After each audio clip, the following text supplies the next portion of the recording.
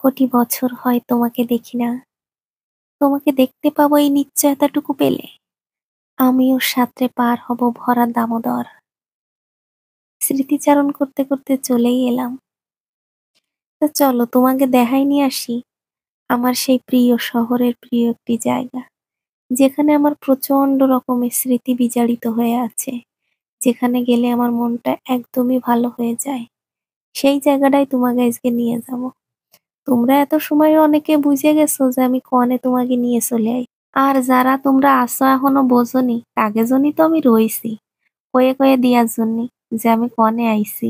আমি একা দেখো কেন, তোমাকেও তো দেখাবো বলেই আইছি আমি। তা যাই হোক, প্রথমে তোমরা এই ভাস্কর্যটাই দেখো। কষ্ট হয়ে গেছে রে, নিচে একটু বসে নি।